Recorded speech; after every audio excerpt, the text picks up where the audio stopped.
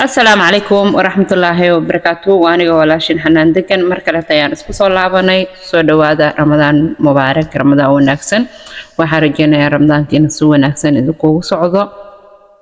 intii caafimaad qabin oo soonka aan soo min ilaahay caafimaad sare halhaasiyo inta soonkeeda iyo salaadeeda iyo cibaadooyinkeeda gudadnaysan ilaahay ka aqbalo oo dhamaantiin ilaahay naga wada aqbalo ko salaadahooda iyo soonkooda iyo cibaadooyinkooda mar walba gutana ilaahay naga dhigo ayaan leenahay marka la soo dhawaada gacmo furan ku soo dhawaada bilis waxaan ka codsanayaa inaad subscribe noo saartid hadaadan hore noogu saarin channelkeena haddii asxaabtaana ka mid tahay noo share garee aad iyo aad u mahadsantihiin assalaamu calaykum marka la maanta barnaamijkeena wuxuu ku saabsan yahay barnaamijka arrimaha bulshada ayaan ugu magac darnay barnaamijkan ma ahan sheeko iyo qisooyin iyo sheekooyin badan oo inoo soo socdaan balse waxaan jeclaystay inaan barnaamijkan kaga qayb qaato ama aan kusoo gudbiyo arrin yar oo falaqeyn ah arrintaas oo ay bulshada ka dhex dhacdo waxaan soo qaadanaynaa maanta gabadhan yar ee lagu magacaabo Naxwo maanta waxaan ka hadli doonaa gabadhan yar ee lagu magacaabo Naxwo family UK iyo Naxwo waa gabar aad iyo aad u dayar run ahaantii haddii laga hadlo gabdhaha social media ku jiro waxay ka mid tahay gabdhaha ugu dayar qof walba wuu dareemi karaa gabadhan waa gabar yar oo iska farxad badan iska qosol badan iska furfuran noloshuna ay ku cusub tahay gabar yar ay haysataa reer ay leedahay wiil yar asagana yar baa qabo ilaahay ha isku barakeeyo ilaahayna walaadaha la koriyo bulshada ay soo dhex gashay waxayna bilowday si farxad leh inay noloshooda vlog soo duubto routine maalin walba routinkooda u soo duubto dadkii ayaa daba dhigtay gabadhan waa marka la dhahayo ereyga afkaaga ka soo baxayo qofna wuu dili karaa wuu nooleyn karaa inta aadan dhihin ka fiirso hadalkii ayaa wuxuu noqday baraha bulshada commenti waxa jiro asxaab lagu magacaabo reer commentiland haddii aan fiirino waa dad awood leh awoodoodana dhanka wanaagsan oo isticmaali kara dhanka xun oo isticmaali kara mararka qaar markay commentigooda farabato waxa laga yaabaa commentigooda inuu waxyaabo badan bedelo sida markii dalkeena qof xumaan oo ka sheego kaleeto way ku yaacaan commentiyo u qoraan way u danaanayaan marka qof si xun loola dhaqmana sidoo kaleeto way ku yaacaan qofkii hadallada gafka ahay xumaanta ahay soo dhahay wax badan way ka bedelaan dhanka waa sidoo kaleeto hadalladooda iyo commentiyashooda reer commentiland waa dad midi laba af leh af wanaagsan iyo af xuntoona labadaba afka xunna waxay ku jiri kartaa afka wanaagsan waxay ku jiri kartaa dhankii loo isticmaala ayaan u dhaqaaqda gabadhan commentiga waxa loogu qori jiray markii in loo hambaliyo liira maasha Allah nolosha ay haystaan waxa jira dad badan oo aan haysan waxa jira dad badan oo lacag leh oo hanti leh laakiin farxad ay gabadhaas yar haysato iyo familkeeda aanan haysanin oo aan heli karin waxa jira dad badan oo lacag iyo adduunyo guriga dabaqi haysto madsana aanan haysan caafimaadka yar ku dhaqaaqayso waxa jiro dad fara badan oo hanti haysto balse aanan haysanin lixadeeda ay haysato iyo maskaxda haysato ku dhaqaaqayso marka ayadana waxay ahayd inay tiraahdo ku qanacdo nolosheeda alxamdulillah adinkana waxay ahaadeen inaad tirahdeen maasha Allah nolosheeda laakiin ma dhicin waxa dhacday in lagu cambaareeyo la yiraahdo maxaa la dhahaa jingaday degan tahay nolosheeda saan waaye ciyaal jingada tahay faloog faqiireed saan waaye adi la caayo oo la cambaareeyo oo intii wanaag iyo dhiirigelin la tusin lahaa gabadhiiba nolosheeda la nacsiiyo maalmaha kamid ah gabadhii nolosheeda iyo dhan ayaad hal mar isbedeshay oo waxay isku bedeshay gurigeeda yaraayo oo jingada ahay deganeed oo halka qol u ahaa oo halkeeda qolna muu xumeen jif yar oo qurux badan oo yaala dahman baa ugu xiran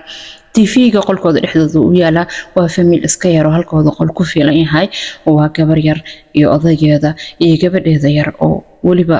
inaan aad cunug yar oo aad u yar ay haysato halkooda qol aad ay ugu fiilan yahay iyadoo sida ay tahay ayaa soo booday oo nolosheedii hal mar ay isbedeshay waxayna bilowday inay vlogyo kaleeto soo duubto guri ka duwan, guri ka weyn, guri ka qurux badan, adiga alaabtii alaab ka duwan, fadhi, jiif, jiko, adduunyo adi vlogyo hal mar isbedela. dadkii oo dhan ayaa haddana ku yaacay oo dhaheen maxaa waaye waxaan samaysay noloshan intay ka keentay, nolosha naxwo u kuftay anaga intay naga jirtaa, gabdho badan inay soo qaataan ay dhahaan maxaa u jabay. dadka qaar su'aalo qaldan inay soo weydiiyeen ay dhahaan intay noloshan ka keentay ma gabadhiin iyo gadateen, xataa la weydiiyo la yiraahdo ma gabadh yareeda gadateen. waa hooyo yar, hooyo la yiraahdo cunugtaada ay gadato, bal maxay dareemi kartaa?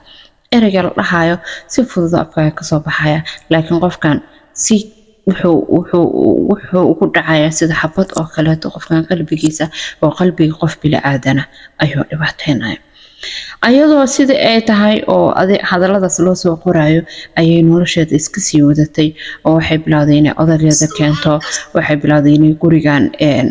routine sariirta ayagoo kasoo kacayo, ayadoo quraar sariirta ugu keenayso, ayagoo family iska faraxsan. waa la baxay, dadka qaar ayaa baxeen waxay keeneen fadhigan ay gabadhan wax ku duubeyso, gabar kaleeto oo Sahara la yiraahdo oo hadda la soo fariisatay gabadhan gurigeedii iyo caruurteeda. hadda ka hor video ay ka duubtay ayaa la soo qaaday, waxaana la dhahay waatana hadda ka hor iyadoo imaanayso soo salaamayso Sahara gurigeedu waa gurigan ay gabadhan gurigeedii ma aha. dadka dhan way ogaayeen gurigan gabadhan inayna lahayn oo cadeymo badan ayaa la keenay. ha ahaatee haddana way u cuntutay oo sidii baa la iskaga wato, sidii bay daawashadeeda ku helaysay. gabadhan waxaan dhan u sameynayso, waxaan dhan juhud u gelinayso, waxaan dhan video inta laga marayo qof walba oo video soo duubo social media ku jiro uu ogyahay videoga oo qofka duubaya 10 mar ayuu dilaad garaya, wuu editing garaya, wuu habeeyaa, kabacdi uu cod saara, kadib ayuu soo geliya. waxaanoo dhib waxay u maraysa ma aha YouTube, ma aha meel ay lacag ka helayso, ma aha Facebook, waa un TikTok-gaasoo keliya oo magac un ka sameynaysa, laakiin wax lacag aysan ka sameynin. dhibkaasoo dhan ayadoo idiin martay adigoo sariirtaada iska jiifo ayaa intaa videoga daawata waxaa kasoo qoraysaa comment negative oo qofkaan dhibaatay kara. sidii ha ahaato iyadoo dadku ku ogyihiin oo iskaga socdaan oo lala qabsado laga aamuso noloshii sideeda gabadhii u wadato, ayaa shalay waxaa dhacay ama xalay gabadhii guriga iska lahayd ayaa soo fadhiisatay oo gabadhii yareed intay soo qabatay ayay soo gelisay maxaa la dhahaa TikTok-ga. asay waxay tiraahday live soo wada galeen, su'aalihii ayaa dadkii comment kusii weydiiyeen oo dhaheen guriga xagee keentay iyo sida iska caadiga ahayd. gabadhii ayaa soo booday hal mar waxay tiri gabadhan naxwo gurigan ma lahan, family naxwona guriga ma laha, gurigan arkaysiinoo quruxda badan gabadhan wax iskaga soo duubto aniga iskale, waa aniga gurigeygii. gabadhan shaqo guriga kuma lahan oo intay imaado ayay jikadeeda dhinaceeda ka gashaa, intay imaaday jikada dhinaceeda ka gashaa, wixii la karinayo wax ka karisaa, wixii la sameynayo wax ka sameysaa, videona iskaga duubtaa, kadibna gurigeeda ayay aadaa. gurigan aad degan waxan maaha, laakiin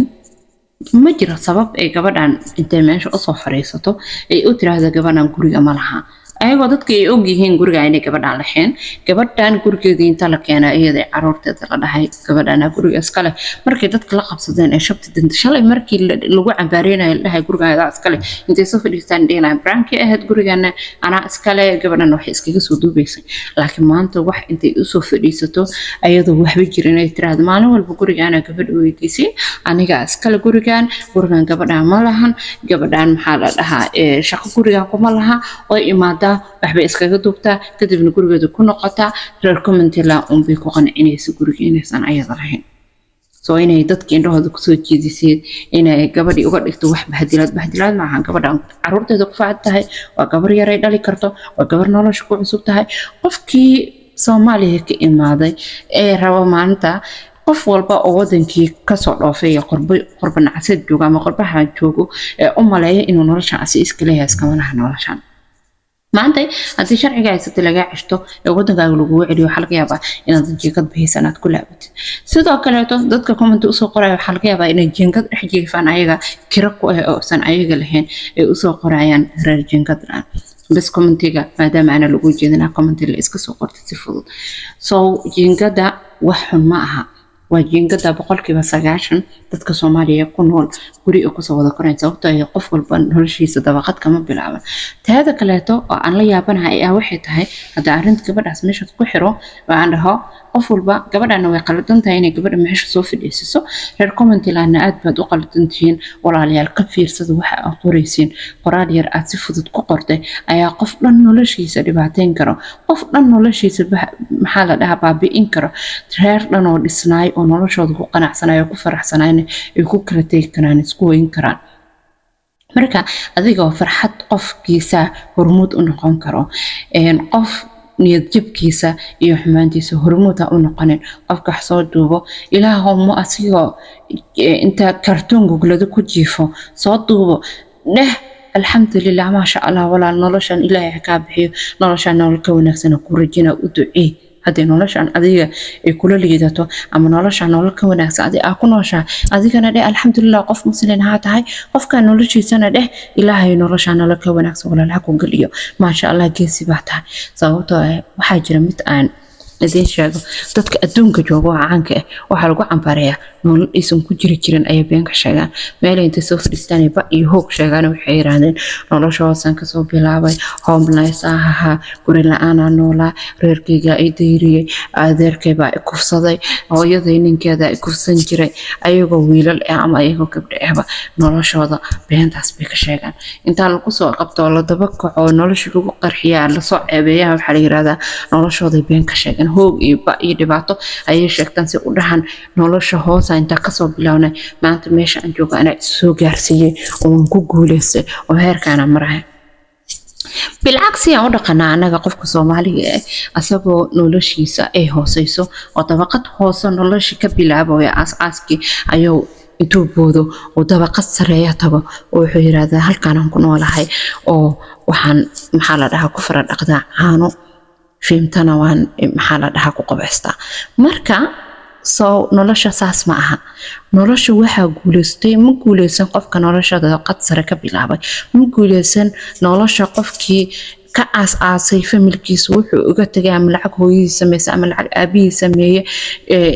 meel gaarsiiyo ku ganacsaday wax ka sameeyay qofkaas ma aha qof nolosha ku guuleystay waa qof nolosha u kufta kuna joogsada laakiin qofka nolosha ku guuleystay waa qofka nolosha aas-aaska hoos ka soo bilaabay jaranjaro markuu dabaqa shanaad maraayo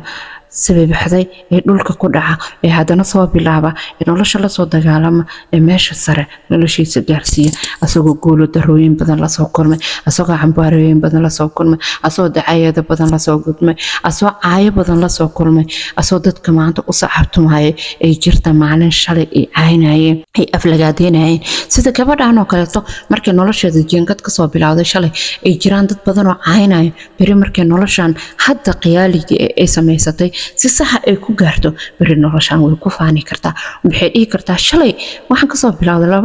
2023 nolosheeda ama 2022 nolosheeda halkaas ka bilowday maanta oo 2030 la marayana nolosheeda meeshan ay maraysa gurigan ayaan dekenahay quruxda badan noloshan aniga ayaa sameystay noloshan aniga ayaa soo halgamay nolosheeda shalay caydii iyo dacaydadii iyo kommentayaasha qaldanaay dadku isoo qorayeen dhiirigelin ayaan ka helay ay imay dhibaateen soo marka qof walba oo cadawgaaga ah iyo qof walba oo comment qaldan ku soo qora wuxuu ku yahay dhiirigelin wuxuu ku yahay jaranjarta nolosha aad ku gaari lahayd laakiin haduu intuu ku saameeyo comment-ga akhrisid aad ooysid alaabta jijibiso wadaga ku qaylisid tiraahdo nolosha nolol ma aha noloshaadii baabi'isid gool ma gaarin laakiin markaa tiraahdo okay maanta comment ayaa soo qorto Soomaan ha meel ku saaf gareyso commentigaas maskaxdaada ku saaf gareeyo soo noqon mid ka haluma berita ha noqdo mid jawaabihiisa heli kartid qofnimada kugu jirto maanta guriga hooyada inta uga soo tagtay reer u sameysatay guri jingada u gareysay inta video telefoon soo qaadatay ad videos kaga duubtay social media han maanta aad ku jirto ayaad ka sameyn kartaa nolosha aad ku riyoonaysid ama nolosha dadkan ee maanta kugu caynaya aad uga bixi kartaa marka waxaan idin leeyahay walaalayaalo ha dhibaateynina qof walaalkeen ah adiga oo wanaagiisa ka talin karo xumaantiisa ka talin adigana qof walba oo social media soo gala ma jiro qof roog casaano intuu kuu fidiyo aanu baraxa kugu soo dhaweynayo oo baraf leh ku dhahayo social media ku soo dhawaaw gacmo furan qof walba waa la cambaaraya qof walba waa la xaynaya qof walba waa la dhibaateynaya laakiin hadda dhig jalaq u siinaysid ku tasho in lagu caanayo ku tasho in lagu cambaareynayo ku tasho inaad ceebaa lahayn lagu geenayo dadka adduunka joogo dadkooda caanka ah way cambaarayaan Soomaali waxa dhaana dadka social media ku jira Soomaalida oo social media caanka ah waxa dhaana Soomaali ma aha dad caan loo noqdo Soomaalidu waa dad xun Soomaalidu waa dad aan rabin horumarkaayo Soomaalidu waa dad ku dhibaateynaya laakiin hadaa fiirisa carbaha qof walba waa caan oo carab ama fanaan ha noqdo ama actor ha noqdo ama ha noqdo youtuber ha noqdo ama social media qof ku jiro caanka influencer social media ku jiro ha noqdo ma jiro qof aanan kor iyo hoos u weynin ma jiro qof aan la caynin ma jiro qof aan familkiisa la keenin ma jiro qof aan sawiradiisa hore la keenin ma jiro qof aan noloshiisa hore uu ku jiray oo baaba'saneed aan la horkeenin ma jiro qofka maanta intuu soo fadhiisto iska dhiga faqri oo aan la keenin noloshiisa hore oo ku noolay asagoo taajir ama asagoo gaari qurux badan wato aan la horkeenin qofka iska dhiga inuu taajir yahay waxa la keenaa asagoo lugeynaya ama asagoo basaarna sidoo kale tan dadka cadaanka ahna sidaas oo kale ayaa lagu sameeyaa qof walba oo social media ku jirana waa la dhibaateeyaa ma aha Soomaali oo kaliya laakiin dulqaad ayaa la isdheeriyaa midna waa mid u dulqaato inta jajafto dadka jecelka sameeysta dadka maanta caynaya dadka maanta cabaareynaya tusiyo bari ayagoo raadinayo inay sawir la galaan ayagoo raadinaya inay wax u xayeysiyo ayagoo raadinaya inay wax la duubo marka qofna waa qof inta dadkan saameeyaan sidoo ooynayo ay tamahay dharkii maryaha intuu xorto noqdo qof afar bari inta la wadwado asaga intuu dadka views ka sameyn lahaa oo daawasho ka sameyn lahaa oo lacag ka sameyn lahaa asaga lacag laga sameeyo oo la yiraahdo hebel uu waashay hebel maryaha uu toortay hebel waxaan uu sameeyay hebel kan uu sameeyay gabar jirta shalay ma amsaxay anoo TikTok ka daawanaya arkay dad wax u soo qorayaan miisa cunto ku diyaarisa maanta afurkii maalinta labaadna dhulka intay googladeen afurku diyaareen aw miiskii la soo weydiiyay markaas waxay tiri aniga ma u joogi social media inaan qof raali geliyo waxaan u joogaa inaan views idinka sameeyo oo aan daawasho idinka sameeyo marka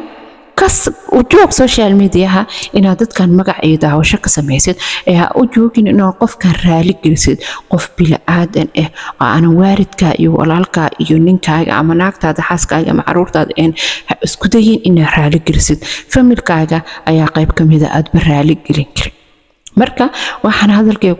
ku socdaa qof walba oo social media ku jiro isku dayin inaad qof bil aadan raali gelisid Allah raali geli qofkaana asaga bari ku jeclaanaya samee adiga wax wanaagsan oo Allah raali ka yahay naftaada ay jeceshahay adiga raali ka tahay familkaagana ay raali kaaga yihiin cid kale tan ha u joojin qof kale dhageysanin qof walba ku dhaha ku cambareena ku leeyahay waad waalan tahay insaana tahay kana tahay kiya tahay ha u joojin hore uga soco marka arrintaana meeshaas ayaan ku soo gabagabeynayaa waxaan jeclaystay inaan laba iyo hal idinka dhaho aad iyo aad u mahadsantiin haddaad hore noola joogtana gacmo furan ku soo dhawaaw haddaad hore noola joogina nagu soo biir noo sii shaargaray aad iyo aad u mahadsantiin salaamu calaykum waraxmatullaahi wabarakaatu ramadaan mubaarak maalinta iyo habeen iyo waqti walba ku tahay oo wanaagsan waa anigoo idin leh aad iyo aad u mahadsantiin